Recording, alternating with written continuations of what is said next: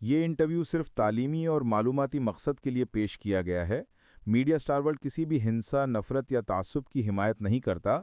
यहाँ पेश किए गए ख्यालात मेहमान के अपने हैं। चैनल उनसे ज़रूरी नहीं कि इत्तेफाक रखे। हेलो, नमस्कार, आदाब, सत श्री अकाल और अस्सलाम वालेकुम। मैं हूं मोहम्मद अहमद काज़मी, लेकर आया हूं खास फ्राइडे का प्रोग्राम साउथ एशिया पर नजर सैयद अली मुश्तबा के साथ। लेकिन आज का प्रोग्राम ज्यादा ईरान के खिलाफ अमेरिका और इजराइल के जरिए थोपी गई जंग पर ज्यादा फोकस रहेगा।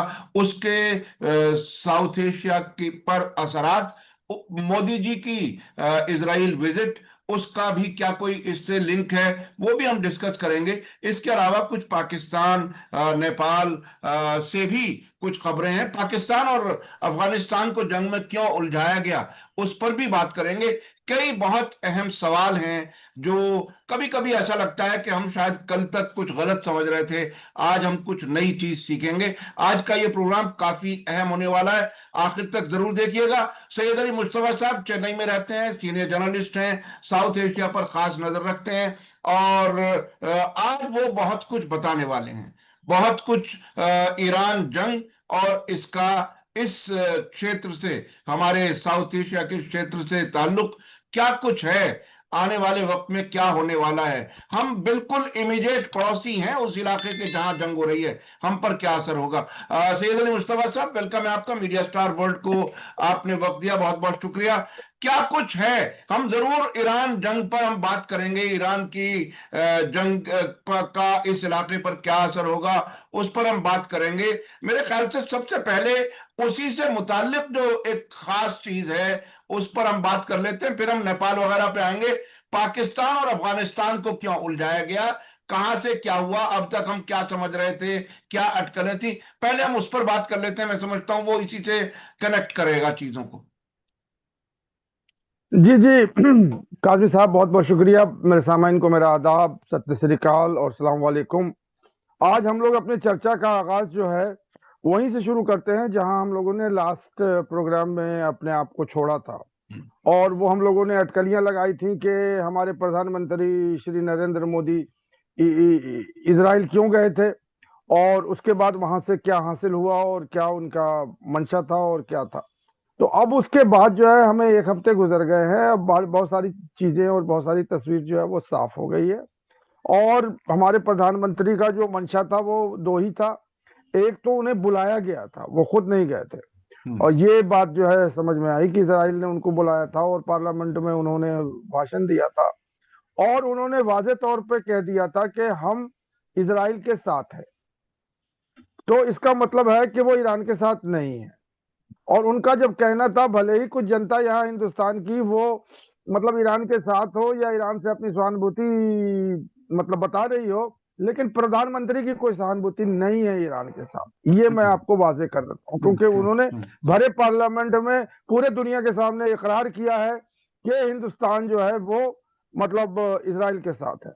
इसके बाद जब जंग छिड़ गई, और ये भी हमें समझ में आ रहा है कि उन्हें बुलाया गया था यही बताने के लिए कि इजराइल और अमेरिका दोनों मिलकर जो अटैक कर रहा है, जो प्रधानमंत्री साहब को बताना चाहिए था अटैक होने से पहले कि ये कार्रवाई होने वाली है, लेकिन उन्होंने उस पर चुप्पी साध ली। उसके बाद जो है प्रधानमंत्री ने हमारे, जब ये जंग हो गई तो उन्होंने एक डिप्लोमेटिक टाइप पे, जैसे फॉरेन मतलब डिप्लोमेसी में, फॉरेन मिनिस्ट्री में, और उन्होंने कहा कि युद्ध विराम होना चाहिए और दोनों पार्टियों को जो है अलग होना चाहिए और बात को जो है वो टेबल पर सुलझाना चाहिए।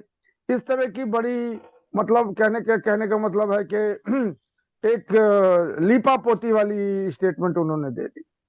अब इसके बाद उन्होंने एक और स्टेटमेंट दिया जो कि बहुत ही मजाखेज है पूरे हिंदुस्तानियों के लिए।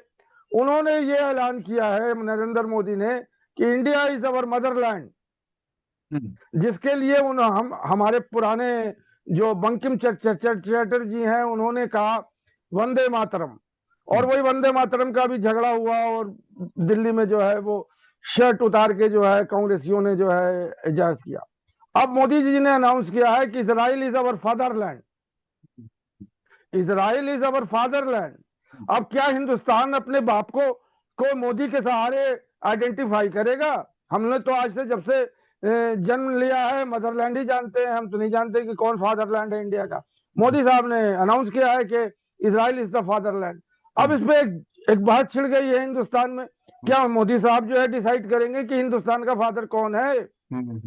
तो ये बात जो है, हालांकि ये प्रोग्राम, ये जो बात है, ये कहने का मतलब दिलचस्पी की बात है या एक मजे लेने वाली बात है, लेकिन ये सीरियस बात है।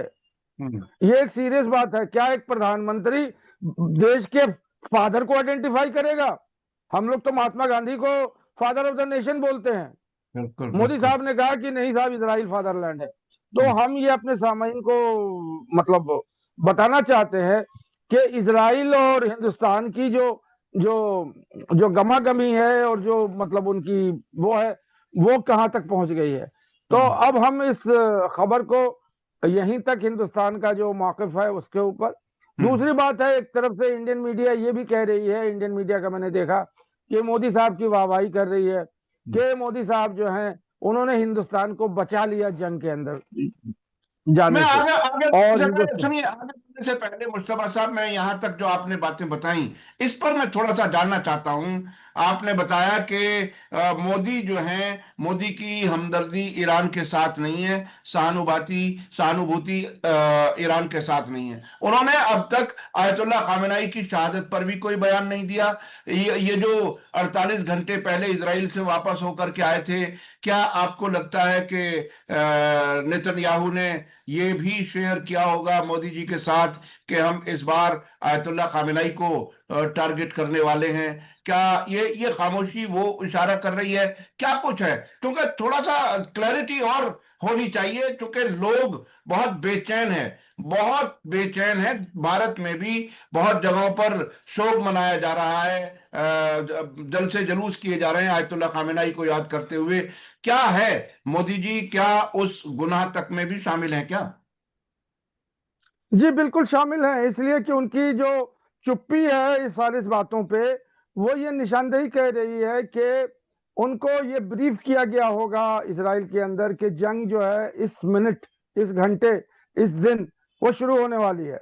और उन्हें ये भी खत्म कहा गया होगा कि जो सुप्रीम लीडर हैं खामनेई साहब, उनको जो है हम लोग टारगेट करेंगे। तो मुझे कोई भी इस बात को कहने में, हालांकि ये बात जो है वो तो मोदी साहब और नेतन्याहू और जो उनके कैबिनेट मिनिस्टर हैं वही जानते होंगे, लेकिन हम और आप तो यही कह सकते हैं कि इसकी खबर तो मोदी साहब को होगी और उनको थी कि ये जंग जो है इस वक्त, इस मिनट पे शुरू होगा और इस जंग के अंदर जो है ये पहला जो है वो टारगेट होगा। तो मैं नहीं कहता हूं कि मतलब, अब जहां तक प्रोटेस्ट की बात है, तो प्रोटेस्ट तो हमारे जो गांव है शेखपुरा, वहां जो है इसकी प्रोटेस्ट हुई, बाकायदा एक जुलूस निकला वहां पर खामनेई के गम में और इसमें, और वो लोग जो है, तो इस ऐसे ऐसे छोटे छोटे जगहों पे जो है हिंदुस्तान में ईरान के साथ लखनऊ, हैदराबाद, दिल्ली और कश्मीर में तो बहुत ज्यादा प्रोटेस्ट हुए हैं। तो हर तरफ एक तरह से गम है। और कम से कम इतना तो कहा जा सकता है कि भारत में किसी भी तबके में आयतुल्लाह खामेनेई के मारे जाने पर खुशी नहीं मनाई जा रही, ये तो पूरे यकीन से कहा जा सकता है। जी बिल्कुल सही कह रहे हैं आप, बिल्कुल सही कह रहे हैं। कोई भी गैरतमंद आदमी जो है वो इस मतलब एक्ट को या इस मतलब अटैक को वो कोई समर्थन नहीं देगा। अगर वो समर्थन देगा तो वो पैसा लेकर के ही समर्थन देगा। बिल्कुल आप बिल्कुल समझ रहे हैं ना? बिल्कुल बिल्कुल बीजेपी जैसे वो बिल्कुल अपने आत्मा के आवाज से वो समर्थन नहीं देगा। ये बिल्कुल मैं आपने कहना चाह रहा हूँ। बिल्कुल बिल्कुल सही कहा। अच्छा, वैसे आप इस ईरान जंग को, इस वक्त जो जंग हो रही है, इसको आप कैसे देख रहे हैं? किस तरह से ईरान जो जवाब दे रहा है वो उन्हें कैसे देख रहे हैं? अमेरिका से खबरें आ रही हैं कि हमारे पास मिसाइल इंटरसेप्टर खत्म होने वाले हैं, और उधर फॉरेन मिनिस्टर और डिफेंस मिनिस्टर, जो वहां पर सेक्रेटरी ऑफ स्टेट और सेक्रेटरी ऑफ डिफेंस कहा जाता है अंग्रेजी में, उनके बीच में काफी इख्तलाफ है। जंग कैसे चलेगी, कितनी चलेगी, इस सब को आप किस तरह से देख रहे हैं? जंग को कैसे देख रहे हैं? देखिए, मैं इस पे बहुत मतलब अंदर से पका हुआ हूं और मैं एक्सप्लोर करने वाला हूं आपके सामने इस जंग को। मैं इस जंग को जो है 2-3 लेवल पे देख रहा हूं। एक जंग जो है कि जंग का मकसद क्या है, ऑब्जेक्टिव क्या है, पर्पस क्या है, इसको पहले समझना पड़ेगा। जी। दूसरी बात यह है कि ये जंग हमें कहां लेके जा रही है, और जो सबसे बड़ी बात है कि जंग तो शुरू हो गई, हम और आप देख रहे हैं जंग को टीवी के ऊपर, और रिपोर्ट्स आपके मीडिया स्टार वर्ल्ड में कि क्रिकेट मैच की तरह कि आज यहाँ गया, जो वहां हुआ, ये मिसाइल गिरा, वो मिसाइल गिरा, और ऐसे बात हो रही है ईरानियों के कैंप में, ये बात हो रही है। ये सब चीजें तो चलती रहेंगी जब तक जंग चलता रहेगा। लेकिन मैं बहुत ठोस और बहुत गहरी एनालिसिस आपको करना चाहता हूँ। इस जंग का मकसद जो है अमेरिका ने डिफाइन किया है कि ईरान जो है वो हमारी बातें नहीं मानता है, और हमारी बात को मानने के लिए हमें उसे जंग के थ्रू ही जो है मनवाना पड़ेगा। और दो मकासद उसने अपने डिफाइन किए हैं, जिसके अंदर फिर ABCD होती रह जाएगी। पहला तो उसकी जो मिलिट्री माइट है, इंक्लूडिंग न्यूक्लियर माइट जो है, उसको हमें डिस्ट्रॉय करना है। और दूसरा जो है वो उनका जो है कि हमें रिजीम चेंज करना है। तो ये दो मकसद जो है उन्होंने, इजराइल का एक तीसरा मौक़िफ़ है, ये मैं अपने सामाइन को बता देना चाह रहा हूं कि इस जंग के बाद जो है इजराइल का कहना है कि हम ईरान को 7 टुकड़ों में बांट देंगे।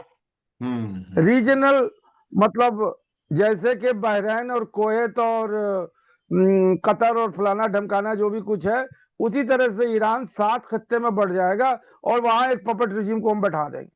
तो ये जो है ये मकासद हैं ईरान के, अमेरिका के और इजराइल के। अब इसको पूरा करने के लिए वो क्या करना चल रहे हैं, इसको पूरा करने के लिए उन्होंने पहला बार किया कि एक 86 साल के आदमी को मार दिया। 86 साल के आदमी को मार दिया जो सुप्रीम लीडर थे, और जो खामानेई जो है, अली खामानेई साहब। तो वो कहानी खत्म हो गई। लेकिन क्या उनके मरने के बाद से जंग बंद हो जाएगी? नहीं। अब ये जंग जो चल रही है वो अभी फिजाइया जंग चल रही है, मिसाइल और ड्रोन और इंटरसेप्टर और इसकी चल रही है। अभी तक जो है ये जंग जमीनी जंग नहीं। ईरान जो है वो बैठा हुआ है। देखिए अब यहाँ पे मैं दूसरी इसको थोड़ा सा स्विच ऑफ कर देता हूँ और स्विच ऑन करूंगा दूसरी तरफ से। 1979 में जब इनकलाब आया ईरान में, उसके बाद से ये जंग की तैयारी शुरू हो गई। रजा शाह पहलवी जो पहलवी डायनेस्टी के हुक्मरान थे या मोनार्क थे, उनको पीपल के रेवोल्यूशन से, भले ही वो इस्लामिक रेवोल्यूशन हो, उसको उखाड़ के फेंक दिया। और वो अमेरिका के पट्टू थे, जो सलमान, मोहम्मद बिन सलमान जितने बड़े पट्टू हैं उसके 100 गुना ज्यादा जो है वो पट्टू थे। तो उनका तो खात्मा हो गया, वो चले गए। और उसको गए हुए भी अब समझ लीजिए 45 साल या 50 साल हो रहे हैं, 79 साल जोड़ लीजिए। अब ईरान को तब से अमेरिका की धमकी मिल रही है कि हम तो अब आप पर अटैक कर रहे हैं, और ईरान 49 ईयर्स से प्लान कर रहा है इस जंग की। आओ तुम, हम तैयार हैं। 49 ईयर्स जो है वो एक लम्हा नहीं होता है। और अमेरिका जो है इस जंग की तैयारी जो है वो जनवरी 2026 से किया है, जब से उसने वेनेजुला पे ऑपरेशन किया। वेनेजुला के ऑपरेशन के बाद से ही ऑपरेशन जो है वो लंगूर शुरू हो गया ईरान के साथ। तो इसको तो 2 महीने भी नहीं हुए। एक बंदे की प्रिपरेशन 50 साल की है कि आओ, कब आते हो तुम। और अभी उन्होंने जो है उनको बुला लिया, और ईरान जो है वो बैठा हुआ, ये जानता है कि दुनिया का कोई ममालिक उसके साथ नहीं होगा, और ये उम्मा और अरब वर्ल्ड और सुन्नी और ये कोई नहीं है। तो ईरान को तो मालूम है कि हमारी जंग है, हम लड़ेंगे। और उसके खिलाफ जो है, अगर वो इजराइल और ईरान की जंग होती तो शायद अभी तक खत्म हो चुकी होती। लेकिन क्योंकि अमेरिका उसमें कूदा है इस जंग के अंदर। अब बात आ जाइए अमेरिका क्यों कूदा इस जंग के अंदर। तो ये भी एक मुअम्मा है कि क्यों कूदा। सारे मतलब बातचीत से, सारे जराए से, सारे रिपोर्ट से ये समझ में आ रहा था कि अमेरिका तो नेगोशिएट कर रहा था। अमेरिका जो है वो तो ईरान के साथ नेगोशिएट कर रहा था न्यूक्लियर डील में। और अभी ओमान के जो फॉरेन मिनिस्टर हैं उन्होंने कहा था कि न्यूक्लियर डील ईरान से और अमेरिका से बस होने ही वाली थी, बिल्कुल। अब इजराइल इसमें बीच में आ गया। उसने, मैं ये बता दूं, बोलने में मुझे कोई मतलब हिचकिचाहट नहीं है कि जैसे ट्रंप साहब को मोदी साहब को ब्लैकमेल करने के लिए उनके पास कुछ चीजें हैं जिससे वो मोदी साहब की रिजीम चेंज कर सकते हैं। उसी तरह से इजराइल के पास जो है वो कुछ ऐसी चीजें हैं जो कि अमेरिका के अंदर जो है रिजीम चेंज कर दे। तो ये ब्लैकमेलिंग जो है वो अनप्रिपेयर्ड अमेरिका को, वो तो ये सोच रहा है कि मैं तो खुला हाथी हूं, कहीं भी जाकर के सर मार दूंगा और उखाड़ दूंगा उसको। वो अपने फ्लोटिला अब्राहम लिंकन के साथ और इसके साथ वो सब पहुंच गया वहां पे और वो मिसाइल वगैरह दाग रहा।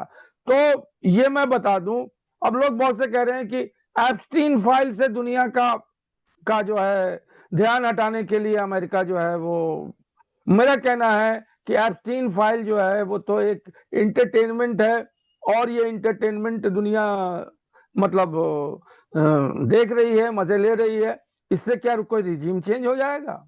ये ऐसी कोई बड़ी बड़ी और जो अय्याशी और फहश ये सब चीज तो वेस्टर्न सोसाइटी का पार्ट एंड पार्सल है। वो हमारे लिए बहुत ही मतलब मायूब हो, और अगर हिंदुस्तान के लेवल पे अगर आप ईरान और या जो अफगानिस्तान में जो माशरे हैं उनके लिए तो और भी ज्यादा वो बुरी बात है, लेकिन अमेरिकन और वेस्टर्न सोसाइटी के लिए, इजरायली सोसाइटी के लिए वो बुरी बात नहीं है। तो वो एप्स्टीन फाइल वाला जो थ्योरी है वो बिल्कुल नहीं है। अब मैं इसमें लाता हूं जेफरी सैक्स को। जेफरी सैक्स जो है वो इकोनॉमिस्ट हैं और पब्लिक स्पीकर हैं।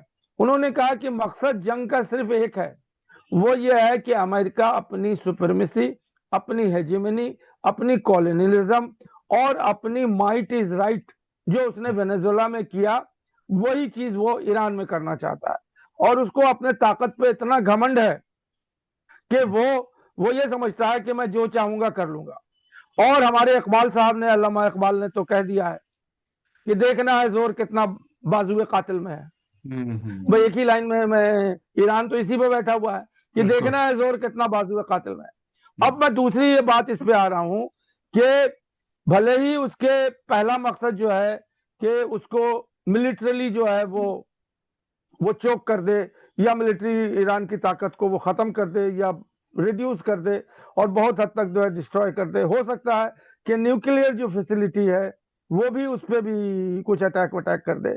लेकिन रिजीम चेंज का जो किस्सा है, जो कि अमेरिका और इजराइल और ये लोग कह रहे हैं कि हम रिजीम चेंज करेंगे, तो रिजीम चेंज करने के लिए ये बात बहुत जरूरी है सामाइन को समझना कि रिजीम चेंज जो है, जब तक फिजिकली अमेरिकन सोल्जर्स ईरान के सोइल में नहीं जाएंगे तब तक रिजीम चेंज नहीं होगा। तो ये यहाँ तक आपने कई बातें बहुत अहम की कि रजीम चेंज नहीं होगा, ईरान की फौज को हो सकता है कमजोर कर ले, या वो इजराइल चाहता है कि मुल्क को 7 टुकड़ों में बांट दे, जैसे अरब मुल्कों को अंग्रेजों ने बांट दिया था, छोटे छोटे मुल्क जो आजकल जीसीसी मुल्क हैं। ये बातें बहुत ही अहम हैं, लेकिन उस हकीकत को कौन भुलाएगा कि एक तो नंबर एक जो मैं याद दिलाना चाहता हूं, ईरान के इस्लामी इनकलाब के बुनियादी मकासद में नंबर एक मकासद कहिए या उनकी बेसिक थियरी कहिए, बेसिक उसूल कहिए, अमेरिका सबसे बड़ा दुनिया का शैतान है, उसे इस इलाके से बाहर जाना चाहिए। उसके बाहर जाने की तैयारी शुरू हो गई है। अब्राहम लिंकन भी हिंद महासागर की तरफ मुड़ गया है जब उस पर हमले हुए, और उसके अलावा पूरे इलाके से अमेरिकन को निकालने के लिए एडवाइजरी आ चुकी है, तो उसकी तैयारी शुरू हो गई। दूसरे, इजराइल एक नाजायज फिलिस्तीन पर बसा हुआ मुल्क है, उसको वो नासूर है, उसे खत्म करना चाहिए। आईआरजीसी का अब सबसे आखिरी बयान यह है कि ये जंग तब तक जारी रहेगी जब तक इजराइल की फौजी ताकत हम खत्म ना कर दें। तो वो एक इनकलाब का जो उनका जो बेसिक्स था उसको वो हासिल करने जा रहे हैं, ऐसा उनका मानना है। अब मैं समझना चाहता हूं, इन मुल्कों पर ये जो अभी स्ट्रेट ऑफ हॉर्मुज बंद है, बाबुल मंदब बंद है, रेड सी बंद है, और फ्लाइटें इस पूरे इलाके की डिसरप्ट हुई हैं, पूरी दुनिया की इकोनॉमी जो है वो उथल पुथल हो रही है, तेल की कीमतें बढ़ गई हैं। अभी 4-5 दिन हुए हैं, अभी एक हफ्ता और हो जाए तो क्या हाल होगा इस इलाके पर, हमारे इलाके पर इसका क्या असर होने वाला है, हमारी जेब पर क्या असर होने वाला है। जी जी, मैं उस पर आने वाला हूं, लेकिन मुझे एक आध टिप्पणी और करनी है जो कि मेरे सामाइन को मैं समझता हूं कि जानना जरूरी है, क्योंकि आजकल के मीडिया वर्ल्ड में जो है वो ये है कि न्यूज, जो आज की न्यूज है वो आज की न्यूज है, कल की न्यूज खत्म हो गई, मतलब दैट्स ओवर। आज की न्यूज है उसको लोग समझते हैं, पुरानी न्यूज को खत्म नहीं करें। मैं अमेरिकन फॉरेन पॉलिसी पे आना चाहता हूं और ईरान के हवाले से आना हूं, और आप क्योंकि सीनियर जर्नलिस्ट हैं तो आपको मैं बताना चाहता हूं कि 79 में रेवोल्यूशन आ गया, वहां पे रिजीम चेंज हो गई, जो इस्लामिक रिजीम है मुल्ला लोगों की वो आ गई वहां पे। उसके बाद क्या हुआ कि वहां तो नारे लगने लगे, गो आउट अमेरिका और अमेरिका का डेथ, और ये सब तो नारे उसी टाइम से चल रहे हैं 1979 और 80 से। उसके बाद क्या होता है कि मुझे लगता है कि रोनाल्ड रीगन का जो एडमिनिस्ट्रेशन था उसने एक डील किया था ईरान के साथ इस्लामिक रेवोल्यूशन के बाद। एक तरफ तो अमेरिका जो है वो अगेंस्ट मतलब ईरान था, और उसको कहते हैं Iran US Contra deal. Contra deal, बिल्कुल बिल्कुल बिल्कुल, वो आपको याद दिलाना चाह रहा हूं। बिल्कुल याद है, बिल्कुल याद है। अमेरिका ने हथियार बेचे थे ईरान को, और इस्लामिक रिजीम को आज जो वो उसको मिलिट्री को डिस्ट्रॉय करना चाह रहा है, उसके मिलिट्री को स्ट्रेंथन करना चाह रहा था। और उसने ईरान को बहुत ही चुप से, खामोश से, बिना किसी दुनिया में किसी को बताए हुए पैसे दे करके ईरान से पैसे लेता था और अपने हथियार बेचता था। और वो जो पैसे अमेरिका के पास आते थे वो निकारागुआ में कॉन्ट्रा रिबल्स हुआ करते थे, जो के खालिस्तानी टाइप के लोग थे, उनको वो फंड करता था कि वो निकारागुआ में रिजीम चेंज करे। ये अमेरिका की पॉलिसी थी, जिसको सहाफियों ने जो है वो भंडा फास कर दिया, और वो एक बहुत बड़ा स्कैंडल हुआ जिसमें के मतलब बहुत सारी चीजें हुई। वो कांग्रेस को बाईपास करना चाह रहे थे। तो मैं इसकी निशानदेही करना चाहता हूं कि अमेरिका कैसे कैसे खेल खेलता। आज उसी मिलिट्री को जो है वो डिस्ट्रॉय करना चाह रहा है, जिस मिलिट्री अरे को सर, उसमें मैं आपको याद दिला दूं कि इस्लामी इनकलाब के फौरन बाद अमेरिकन एम्बेसी पर हमला हुआ कुछ महीनों के बाद, और अमेरिकन डिप्लोमेट्स 44 डिप्लोमेट्स को हॉस्टेज बनाया गया। 444 दिन तक ये लोग वहां पर बंद रहे। एक हेलीकॉप्टर ऑपरेशन हुआ, उन्हें छुड़ाने के लिए आ रहे थे। तबस नाम का एक इलाका है रेगिस्तानी, वहां आपस में टकरा करके गिर गए। वो सब भी चलता रहा और ईरान कंट्रा डील भी चलता रहा। ये बहुत ही दिलचस्प है, ये अमेरिकन किस किस तरह से काम करते हैं। और साथ साथ फिर 1980 में सद्दाम हुसैन से हमला करा दिया। 8 साल तक वो जंग भी चली जो ईरान ने बर्दाश्त की। तो ये बहुत ही तारीखी चीजें हैं, आजकल के नए लोगों को जाहिर है याद नहीं होंगी, समझने की जरूरत है। मैं उस पर आना चाहता हूं वापस, हमारी जेब पर, हमारे इस इलाके के मुल्कों पर क्या असर होगा। हमारे पास वक्त जरा कम होता जा रहा है, जरा मुख्तसर बताइए। देखिए, मुझे ये लग रहा है कि ये जंग शायद सालों चले, महीनों नहीं चले, सालों चले, और ईरान उसके लिए तैयार है। क्योंकि रिजीम चेंज जो होगा, मैं उसके ऊपर बात करता हूं, फिर लास्ट में इस सवाल पे आ जाता हूं। रिजीम चेंज करने के लिए दो चीजें होनी चाहिए। एक तो आपके पास कुछ रिबेल ग्रुप होने चाहिए, जैसे कि अभी BLA है, बलूचिस्तान लिबरेशन आर्मी। अब बात में ये भी कह दूं कि बलूचिस्तान लिबरेशन आर्मी ने नरेंद्र मोदी को सबसे बड़ा तमगा दिया है, और वो अनाउंस किया है वहां से, बलूचिस्तान से, कि नरेंद्र मोदी साहब जो है वो हमारे ही मतलब रक्षक हैं, और जो भी कुछ है। तो ये भी खबर साउथ एशिया के हवाले से। तो अभी हाल ही में इजराइल के नेसेट में भी एक तमगा दिया गया है, और इस टाइटल का तमगा उनका पहला है, उससे पहले किसी और को नहीं दिया गया है। मोदी जी को तमगे सऊदी अरब ने भी दिए हैं, UAE ने भी दिए हैं, हर जगह तमगा मिल जाता है मोदी जी को। जी जी, अब मैं ये कह रहा था कि रिबेल्स होने चाहिए। तो ना ही अमेरिका के कोई पाले हुए कुछ कुत्ते हैं, नहीं है ईरान के अंदर, जैसा मुझे मालूम है, आप ज्यादा जानते होंगे। ना ही इजराइल के कुछ पाले हुए जो है, जिसको हम लोग आतंकवादी कहते हैं या विद्रोही करते हैं, ऐसा कोई नहीं है। तो ये पावर अगर मान लीजिए कि वो खत्म भी कर दें लीडरशिप को, तो किसको हैंड ओवर करेंगे? अब इसमें बात आती है, अभी जो मीडिया में चल रही है, कि रजा शाह पहलवी के डायनेस्टी के जो सुपुत्र हैं, जो बड़े बेटे हैं, उनका भी नाम रजा ही है अभी। तो उनको जो है ये दे दिया जाएगा। और वो भी अब वेस्टर्न मीडिया में काफी सुरखरू होकर के पेजेस पे आ रहे हैं अखबार में, कि वही जो है अब नए सुल्तान होंगे वहां के, ईरान के। लेकिन उनको क्या वहां की पब्लिक एक्सेप्ट करेगी? यहाँ तो हामिद करजाई को और अशरफ गनी को तो ट्राई करके देख लिया, अफगानिस्तान में अशरफ गनी को और करजाई को देख लिया, क्या हुआ इन द एंड? यही हुआ कि मुल्ला लोगों को उन्होंने हैंड ओवर करके भाग लिए। तो यही सिनेरियो जो है हमें समझ में आ रही है। और दूसरी समझ में आ रही है यही सिनेरियो हमें कि जब अमेरिकन बूट्स उतरेंगे सॉइल पे ईरान के, तो ईरान जो है अब वो फिजाई जंग खत्म हो जाएगी और गोरिल्ला वॉर शुरू हो जाएगा, जिसके लिए वो बिल्कुल तैयार है। और लीबिया के जो उमर मुख्तार हैं, उनकी कहानी तो सबको मालूम है कि कैसे उन्होंने लीबिया को मतलब आजाद करवाया अंग्रेजी हुक्मरानों से। वो सब जितने जनरल हैं वो बैठे हुए हैं गोरिल्ला वॉर करने के लिए।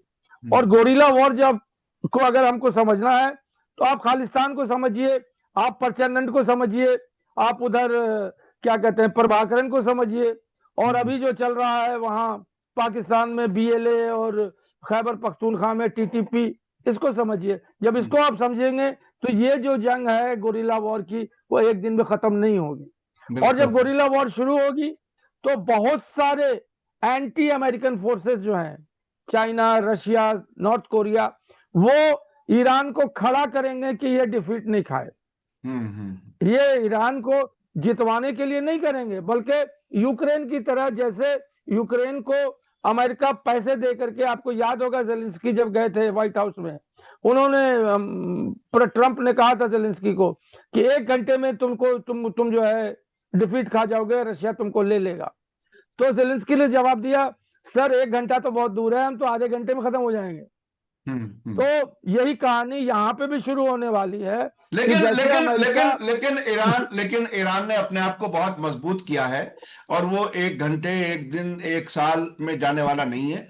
जिस मजबूती से अभी तक जब हमारी आपकी बात हो रही है, तकरीबन 20 लहरें हो चुकी हैं हमलों की, और ईरान बहुत मजबूती से लड़ रहा है। और वो कह रहा है कि जब तक हम इजराइल की फौजी ताकत खत्म नहीं करते तब तक हम रुकने वाले नहीं है, लंबी जंग के लिए तैयार हैं, अमेरिका से बात नहीं करेंगे। और कल तो ईरान के नेशनल सिक्योरिटी काउंसिल के सरबराह अली लारीजानी ने एक बार फिर कहा है कि 500 अमेरिकन मारे जा चुके, ये अमेरिका फर्स्ट है या इजराइल फर्स्ट है, इस किस्म की बातें भी हो रही हैं। अच्छा, ये बहुत ही अहम है। मैं फिर वापस आना चाहता हूं, हम पर क्या असर पड़ेगा इस जंग का, क्या कुछ हम खोने वाले हैं? जी। देखिए, मैं 2 बातें और करके शायद अपनी बातचीत को खत्म कर दूं। पहली बात तो यह है कि हम पे क्या असर पड़ेगा और ग्लोबली क्या असर पड़ेगा ये ईरान वॉर में। और ये चीजें जो हैं अब शुरू हो गई हैं। अब जो अरब ममालिक हैं, जो भी सुन्नी ममालिक हैं, उनके ऊपर तो असर हो ही रहा है। जितने भी अमेरिकन बेसेस हैं, उनको ईरान एक के बाद जो है वो। और एक चीज मैं आपको बता दूं कि कुछ हिंदुस्तान में खबरें आई हैं, जैसे मैं हिंदू अखबार पढ़ता हूं, उसमें ये कहा गया है कि ईरान ने सऊदी अरेबिया पे अटैक किया, उसके तेल के कुएं पे, जो कि बाद में खंडन आ गया कि वो इजराइल ने अटैक किया था, ताकि सऊदी अरेबिया जो है वो ईरान पे अटैक करे।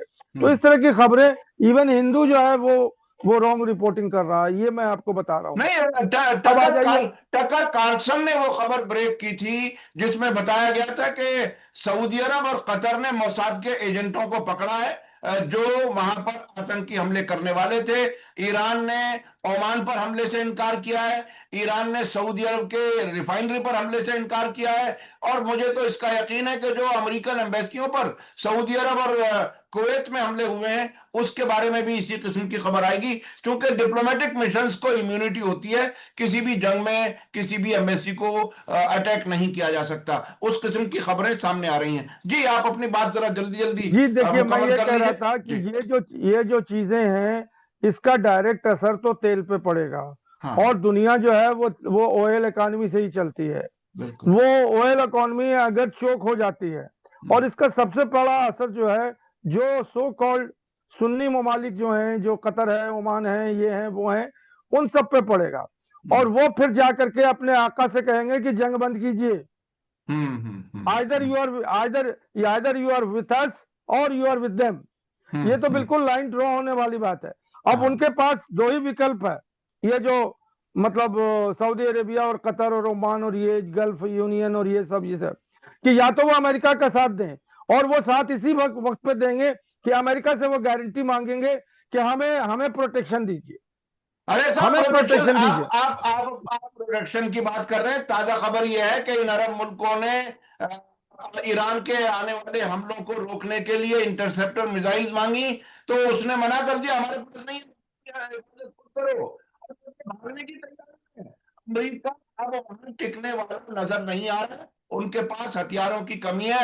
अब उनके पास प्रायोरिटी तय करनी पड़ेगी, इजराइल को बचाएं या अरबों को बचाएं ईरान के हमलों से।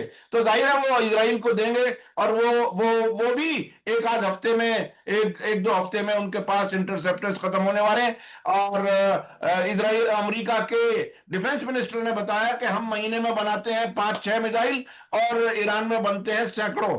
तो वो कोई मैच नहीं कर रहा। ईरान के पास बहुत लड़ने के लिए है। और मैं तो अब इस बात के लिए सोचता हूं कि ये जो जीसीसी के फॉरेन मिनिस्टर्स ने एक मीटिंग की, वर्चुअल हवाई जहाज तो उड़ नहीं रहे, तो उन्होंने ईरान पर मिलकर के हमले का भी एक रेजोल्यूशन पास किया। लेकिन ये खुद अपने आप से सवाल कर ले कि हमने भरोसा किया था अमरीकी बेसिस पर, जब उन्हीं को ताबड़तोड़ खत्म कर रहा है ईरान, तो फिर कौन उनके लिए लड़ेगा? कहां है फौज इनके पास? तो अल्टीमेटली इस इलाके में मुझे ऐसा लगता है कि ईरान और ये तमाम अरब मुल्क, जिनको सुन्नी शिया के तौर पर ना देख करके, बल्कि ऐसे देखना चाहिए कि अमेरिकन इजरायली अलाइज और ईरान के लाइक माइंडेड। मुझे तो ऐसा लग रहा है कि अल्टीमेटली शायद ये लोग सब एक साथ आ जाएं। इन अरब मुल्कों को भी जान बचाने के लिए ईरान से ही दोस्ती करनी पड़े, ऐसा मेरा अंदाजा है। आपका क्या कहना है? नहीं नहीं, बिल्कुल ठीक कह रहे हैं आप, ठीक लाइन पे चल रहे हैं। मेरा भी यही इन द एंड यही होगा कि इन्हें तो अपनी हुकूमत बचानी है। और मैं हाँ। ये भी कह दूं कि ईरान में अमेरिका और इसराइल किया था रिजीम चेंज करने के लिए। हम्म। अब पूरे अरब ममालिक में रिजीम चेंज हो जाएंगे। ये बड़े हाँ। बड़े शेख और बड़े बड़े शहजादे जो बने पड़े हुए हैं, इन सबको भगा दिया जाएगा जब जब जनता जो है खड़ी हो जाएगी, मतलब बांग्लादेश की तरह और नेपाल की तरह। तो ये सब जो है यानी आप सलमान अरब अभी। मुल्कों में तख्ता पलट देख रहे हैं बहुत जल्दी। जी जी जी। वो एक हम्म। नया पिक्चर बदल के आएगा, जबकि एक नए हुक्मरान इन सारे मतलब ममालिक में पैदा होंगे। अब मैं एक आखिरी बात कह देता हूं, या एक या दो बात और पॉइंट है, वो ये हाँ। है कि ये जंग कहाँ खत्म होगी। हाँ। तो मुझे यही लगता है कि ये जंग उसी तरह से खत्म होगी जैसे कि अफगानिस्तान की जंग खत्म हुई थी दोहा राउंड ऑफ टॉक्स से। हम्म। और ईरान बैठा हुआ है दोहा राउंड ऑफ टॉक्स के लिए। हम्म। अब वो जहां भी हो, हम्म। और फिर वहां वो उसकी टेबल जो है ऊंची होगी। इसराइल और अमेरिका जो है वो भागने के लिए जो है अपने, अमेरिका ईरान जो है इनको भागने नहीं देगा, ये मैं हम्म। बता रहा हम्म। हूँ। घुस तो गए ये जाल में, हाँ। घुस तो गए ये जाल में, लेकिन जाल में निकलने के लिए वो ईरानी जब जाल खोलेगा तब वो निकलेंगे। फिर हम्म। वहां नेगोशिएशन होगा। और उस नेगोशिएशन में मेरा जो अपना मानना है कि सबसे पहले वो पैलेस्टाइन को आजाद कराएंगे। और वो हम्म। ये कहेंगे कि अब पैलेस्टाइन पे कोई भी हमला नहीं होगा आगे, आज के बाद। हम्म। तो पैलेस्टाइनी का जो है मकसद पहला होगा। उसके बाद क्या क्या डिटेलिंग्स होती हैं वो तो उसी के अंदर होंगी। लेकिन अब जो जंग जो जा रही है वो नेगोशिएशन टेबल के ऊपर ही जा रही है। वो चाहे नेगोशिएशन टेबल 6 महीने के बाद हो या कब हो। हाँ। और उस नेगोशिएशन टेबल में जो है वो ईरान जो है वो नेगोशिएट करेगा, वो डिक्टेट करेगा हम्म। कि क्या होना चाहिए। हम्म। अब यहाँ पे अब यहाँ पे जो है, जो मैं लास्ट बात कह रहा हूँ वो तो कह दिया कि मतलब मगरिब वस्ता में जो है जो जो शेख लोग हैं उनका क्या होगा, वो भी तय होगा उसी नेगोशिएशन टेबल में। अब वो ये होगा कि नरेंद्र मोदी साहब का क्या होगा। हाँ, हमको तो साउथ एशिया ये के क्वेश्चन है, नरेंद्र मोदी जी का क्या होगा, ये एक बड़ा सवाल है। और इसके लिए शायद ट्रंप ने भी कुछ फैसला किया हुआ है। पर ट्रंप कह चुका है कि मैं चाहूं तो पॉलिटिकल कैरियर खत्म कर सकता हूं मोदी जी का। आने वाले वक्त में क्या कुछ होगा, ये बहुत ही अहम सवाल है। इस सवाल पे हम, मेरे ख्याल से हम छोड़ते हैं। हमारे पास आखिर में सिर्फ 1-1.5-2 मिनट बाकी हैं। उसमें अगर आप समअप कर दें, आज दूसरी खबरों पर बात नहीं हो सकी, कोई बात नहीं। नेपाल वगैरह की कुछ छोटी खबरें हैं, वहां इलेक्शन वगैरह हो रहे हैं, वो हम अगले सप्ताह बात करेंगे। लेकिन समअप करने के लिए, समराइज करने के लिए आखिर में तकरीबन 1-1.5 मिनट में अगर आप कुछ कह सकें तो दर्शकों के लिए शायद वो ज्यादा अच्छा नहीं, हो। मैं ये कह रहा था कि वेस्ट एशिया जो है वो हिंदुस्तान से बिल्कुल लगा हुआ है। बिल्कुल। और हमारे जो मतलब तिजारत हैं या हमारे 50 लाख से ऊपर लोग जो है वेस्ट एशिया में बैठे हुए हैं, जो बिल्कुल। नौकरी कर रहे हैं वहां पे, हम्म, हिंदुस्तान को पैसे भेज रहे हैं। बिल्कुल। अगर कल रिजीम चेंज हो जाता है वहां और सबको वो पैक कर देते हैं, क्योंकि मोदी साहब ने तो अपना पत्ता खोल दिया है कि वो हम्म, ईरान के साथ है। ईरान के साथ का मतलब इसराइल के साथ है। हम्म। जब वो इसराइल के साथ है तो ईरान के साथ नहीं है। और अगर बिल्कुल। वेस्ट एशिया में रिजीम चेंज हो जाता है और नई ममालिक आ जाती है, तो वो तो इंडियन को पैक कर देंगे कि जाइए साहब अब जहां जाना है, जैसे नई नई नई आसाम में, सरकार नई बांग्लादेश में। सरकारें आएंगी, नई सरकारें आएंगी तो भारत के लोगों के लिए, भारत सरकार के लिए बहुत मुश्किल वक्त आ सकता है। ये बहुत बड़ी बात आपने कही है। आने वाले वक्त में क्या क्या सूरत हाल होगी, तेल आना बंद, हमारा जो फॉरेन एक्सचेंज आता है इन मुल्कों से वो बंद, और हमने तो देख लिया कि ट्रंप के साथ चल करके कितना भारत को नुकसान हो रहा है। आप रूस से तेल नहीं खरीदें, ईरान से तेल ना खरीदें, वेनेजुएला से तेल खरीदें। जब गुलामी यहां तक पहुंच ही चुकी है, आने वाले वक्त में इस गुलामी के और बहुत सा खमियाजा भुगतना पड़ेगा भारत के लोगों को, ऐसा अंदाज है। बहुत बहुत शुक्रिया जनाब सैयद अली मुश्तबा साहब, आपने बहुत ही गहराई से चीजें बताई, बहुत अहम बातें बताई।